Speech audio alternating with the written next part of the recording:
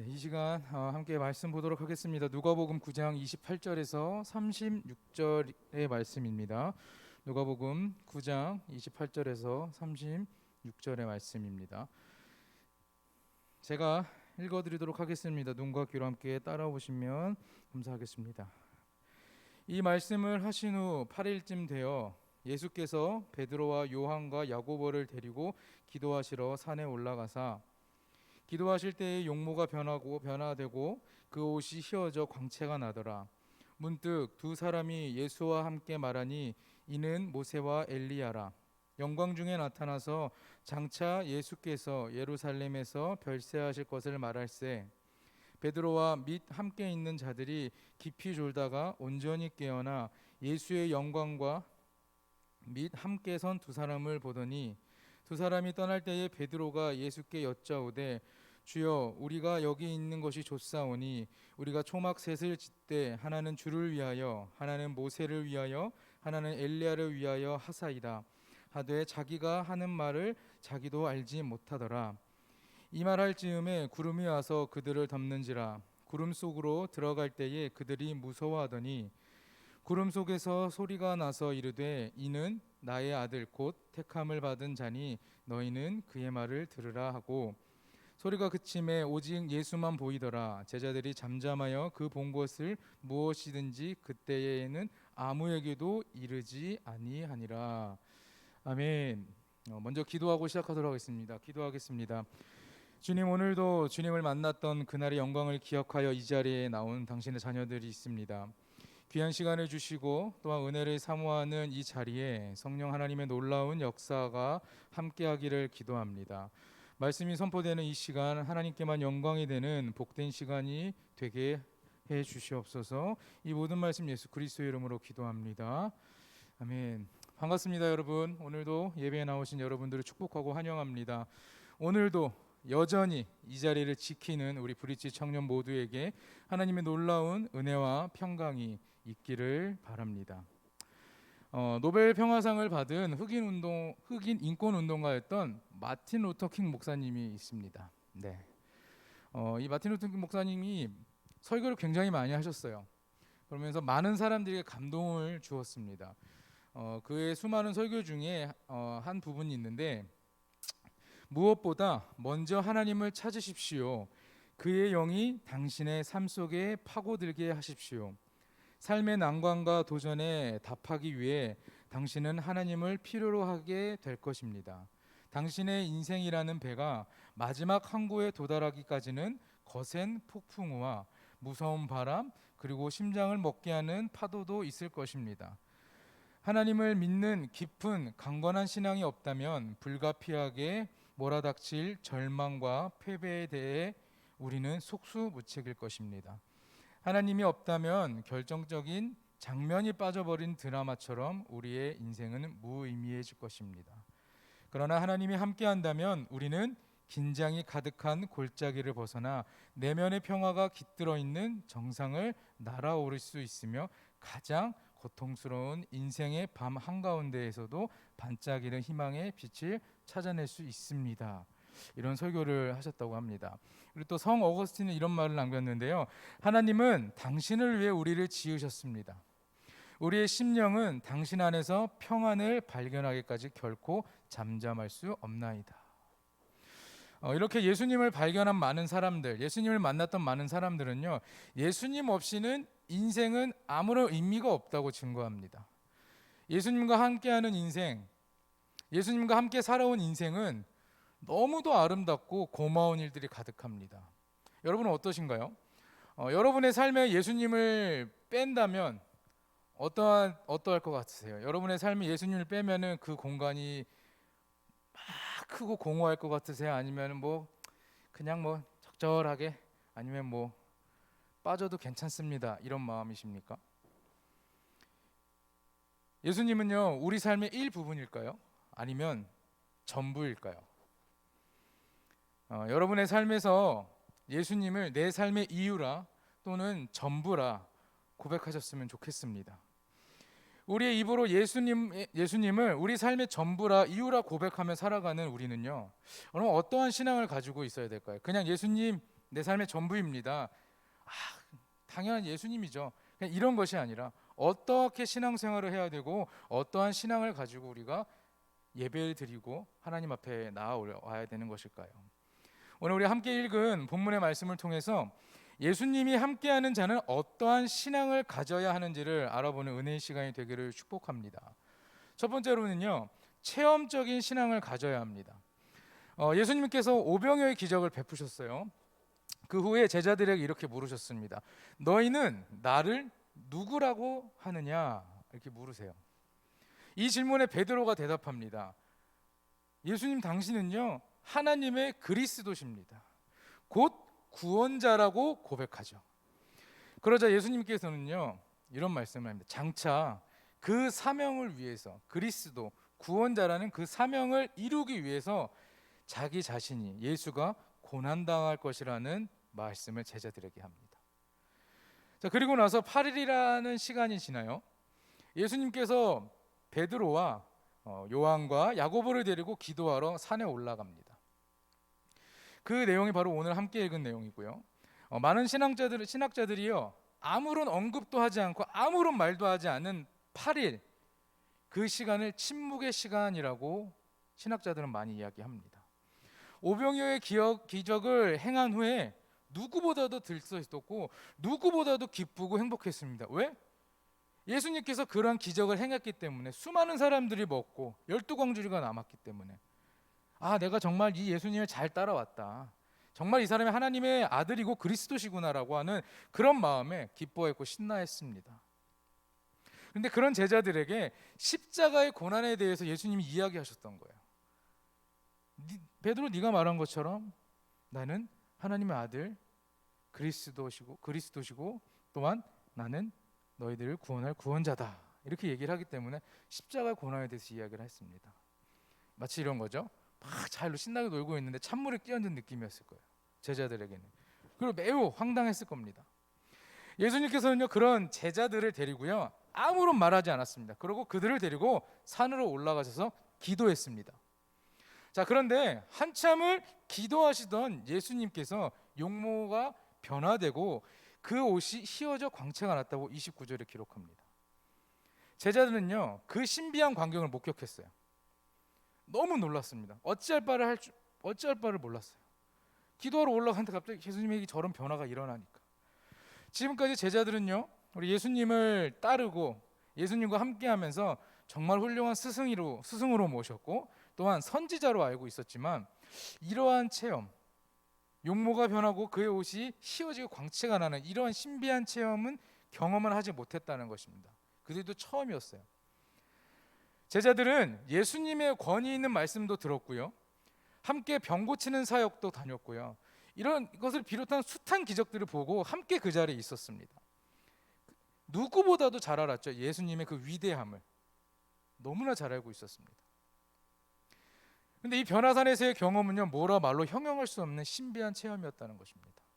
본문 30절을 보면요 문득 두 사람이 예수와 함께 말하니 이는 모세와 엘리야라고 기록합니다.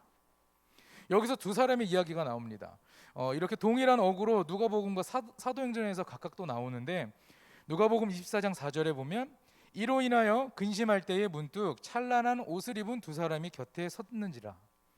사도행전 1장 10절에 올라가실 때에 제자들이 자세히 하늘을 쳐다보고 있는데 흰옷 입은 두 사람이 그들 곁에 서서 라는 동일한 이렇게 어구가 등장합니다.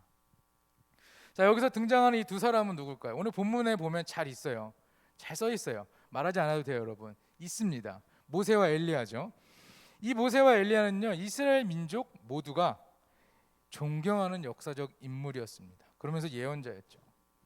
모세와 엘리야는요 이미 세상을 떠난 사람이에요. 그죠? 떠났는데 오래된 사람이지만 예수님께서 영광스러운 모습으로 변화되실 때 그의 곁에 서 있었다고 얘기합니다. 이스라엘 민족의 역사 가운데 가장 위대한 인물이라고 말할 수 있는 모세와 엘리야가 예수님의 영광의 순간 그 곁에 있었다는 것입니다. 그 말은 무엇이냐? 예수님이 곧 베드로의 고백처럼 하나님의 아들이라는 것을 보여주는 것입니다. 우리도 이처럼 예수님이 우리의 구원자이시고 그리스도인 것을 발견할 수 있어야 됩니다. 그리고 저와 여러분은 이미 발견했을 수도 있고요. 그렇다면 거기서 끝나는 것이 아니라 그것을 우리의 입으로 고백할 수 있어야 되는 것입니다. 우리가 하나님 앞에 고백할 수 있어야 된다는 것입니다. 미국의 대각성운동을 주도했던 드와이트 라이언 무디 목사님이라는 분이 계십니다. 이 목사님은 자신의 체험을 이렇게 이야기합니다. 뉴욕에서 어느 날 그날 그것을 어떻게 표현할 수 있을까? 내가 경험한 그것은 입 밖에 내기조차도 조심스럽고 그것은 이름을 붙일 수도 없을 정도로 신성하며 나는 단지 하나님이 그의 자태를 나에게 드러내셨다는 것밖에 말할 수 없다. 나는 너무나 큰 하나님의 사랑을 체험하여 하나님의 손길이 나에게서 영원히 떠나지 않기를 간절히 기도했다. 나는 전도를 계속했다. 설교는 전과 같이 했고 그렇다고 해서 새로운 진리를 표현한 것도 아닌데 사람들은 구원받았다. 나는 결코 축복의 체험 이전의 나날들로 돌아가지 않을 것이다. 이 무디 목사님은 그 은혜 받고 체험한 그 날을 기점으로 과거로 돌아가지 않겠다라고 선포하고 내가 받은 그 은혜와 체험이 어떤 걸로 표현할 수 없는 너무 신성하고 신비하다라는 것입니다. 여러분, 우리는 교회에서 신앙생활을 하면서 지금까지 성장해 왔고 자라왔습니다. 그러면서 가장 많이 들은 것이 무엇이라고 물어보면 여러분 어떻게 대답하시겠습니까? 이 교회에 와서 가장 많이 들은 단어 아니면 인물의 이름, 예수님이죠. 우리는 이 교회에 대한 신앙생활하면서 예수님에 대해서 너무도 많이 들었어요. 오늘도 제가 설교하면서 지금 예수님 엄청 하죠. 예수님의 이야기를 많이 들었어요. 그러나 이제는 듣는 거에서 끝나는 것이 아닙니다. 직접 예수님을 만나는 역사가 이 자리에 함께하기를 축복합니다. 예수님께서 하신 그 말씀, 베풀어 주시고 보여주신 그 기적에 그 대단하고 훌륭하다고 멋있어라고 그치는 것이 아니라 그 말씀과 기적이 누구에게? 저와 여러분들에게 일어나게 해달라고 기도해야 되는 것입니다. 그 놀라운 체험이 있기를 축복합니다. 이 시간 예수님을 나의 구주로 발견하는 복된 시간이 되고 이 순간이 그 순간이 되기를 원합니다. 두 번째는요, 말씀이 중심이 되는 신앙을 가져야 합니다. 예수님이 변화되는 놀라운 광경을 목격한 제자들 가운데 베드로가 이렇게 말합니다. 9장 33절에 베드로가 여짜오되 주여 우리가 여기 있는 것이 좋사오니 우리가 초막셋을 짓되 하나는 주를 위하여 하나는 모세를 위하여 하나는 엘리야를 위하여 하사이다 하되 자기가 하는 말을 자기도 알지 못하더라. 큰 감동을 받은 제자들은요 그곳에 초막셋을 짓고 예수님, 모세, 엘리야랑 섬기겠다고 얘기를 하는 거예요. 나 내려가지 않아도 될 것 같아 이렇게 얘기하는 거예요.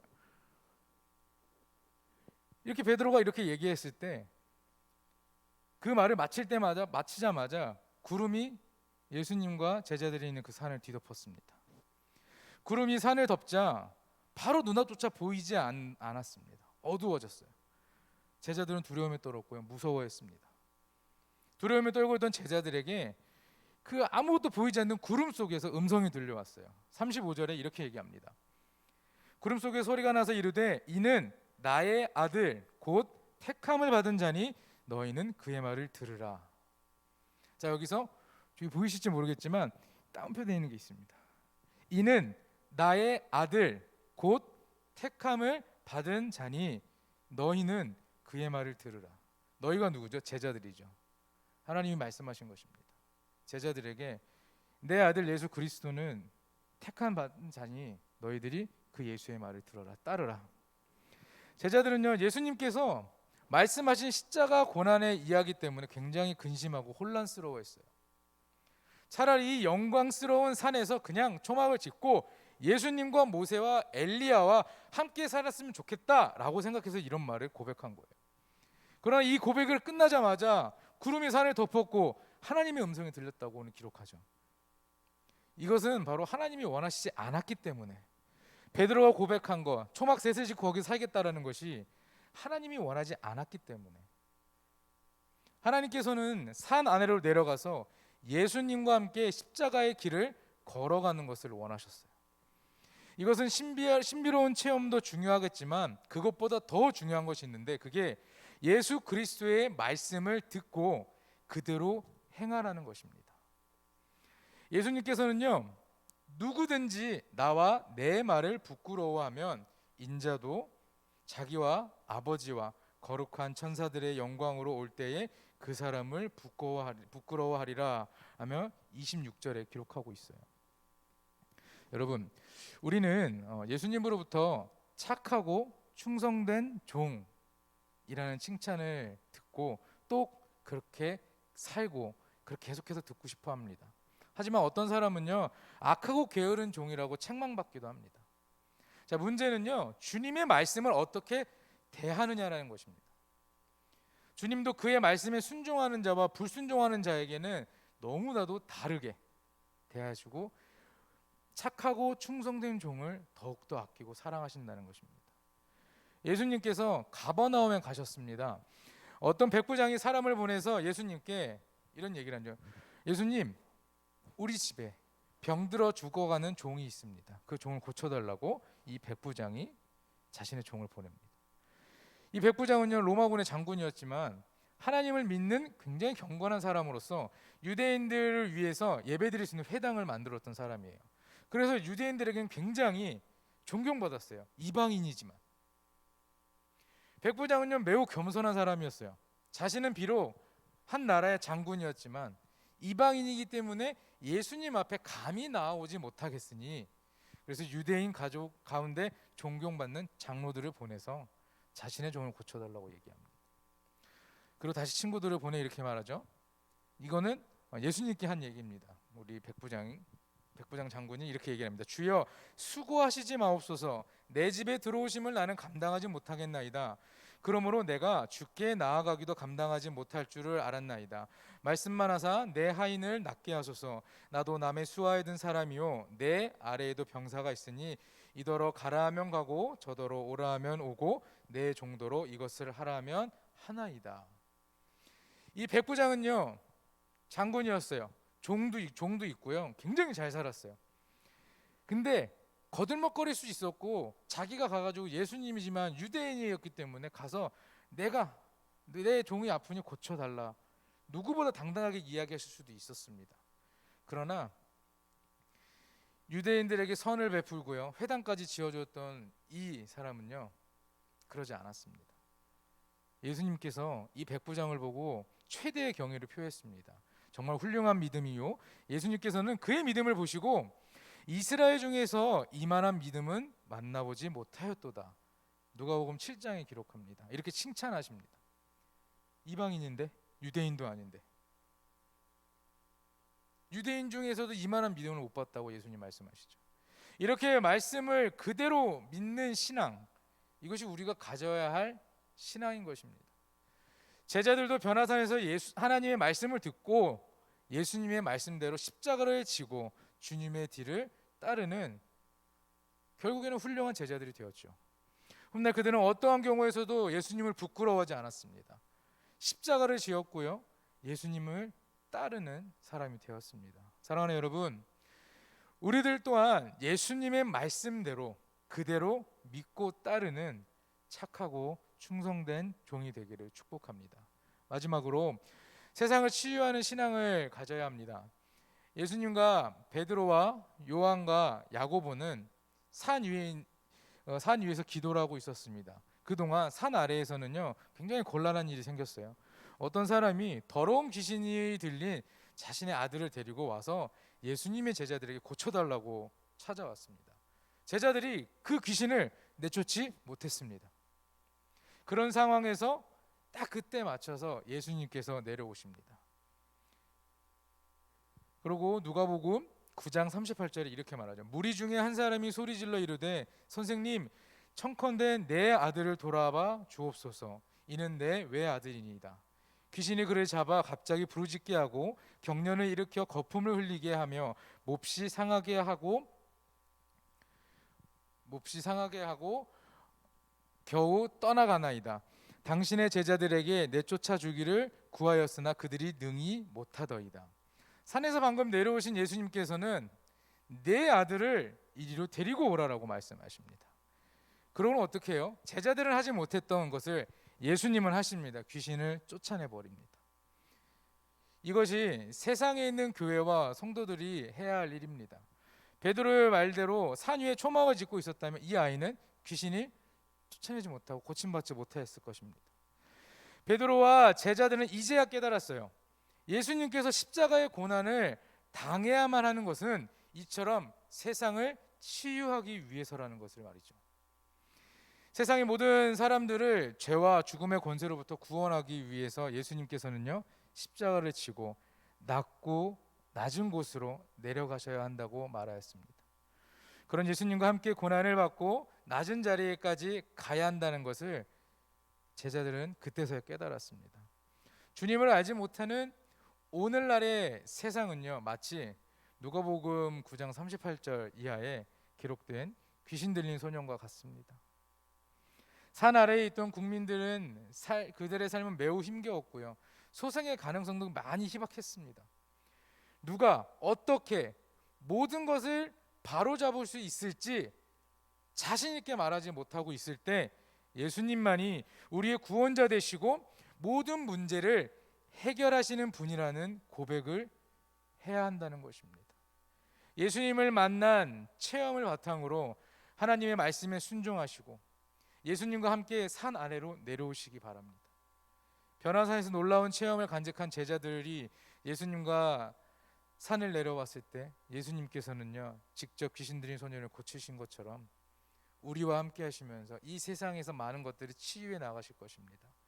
이처럼 우리들도 예수님을 체험하고 그의 말씀에 순종하여 주님과 함께 동행할 때에 모든 문제가 해결될 수 있을 것입니다.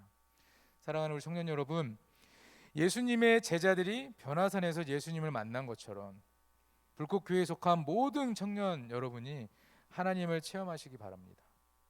하나님을 체험하는 것은 곧 하나님의 말씀과 만나는 것입니다.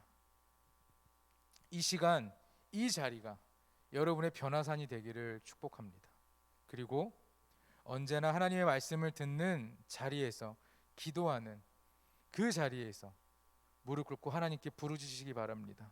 체험의 신앙을 가지고 우리가 주님의 말씀으로 세상을 치유해 나가며 말씀에 순종하며 나아갈 때에 귀한 능력을 얻어서 여러분 모두가 예수님과 함께하는 그 제자들처럼 변화받을 수 있을 것이고, 이 세상을 살아가는 강한 믿음과 신앙을 통해 그 어떤 유혹 가운데서 우리는 넘어지거나 쓰러지지 않을 수 있을 것입니다. 이것이 여러분의 변화산이 되기를 축복합니다. 아멘이십니까 여러분? 기도하겠습니다. 사랑해 주님, 오늘도 은혜의 자리로 우리를 초대해 주셔서 감사합니다. 제자들이 변화산에서 예수님의 모습을 본 것처럼 우리의 삶에도 구원자 되신 하나님의 아들 예수 그리스도를 바라보게 하시고 예수님과 동행하는 신앙과 믿음으로 마귀의 유혹에 넘어지지 않고 쓰러지지 않고 하나님 말씀에 순종하며 한 주를 살아가는 우리 브릿지 청년부가 되게 주님 함께하여 주시옵소서. 우리의 모든 것 주님께 드리오니 함께하여 주시옵소서. 이곳이 주님을 만나는 축복의 변화산이 되게 함께하여 주시옵소서. 감사합니다. 이 모든 말씀 예수 그리스도의 이름으로 기도합니다. 아멘. 찬양하시면서 봉헌하시겠습니다.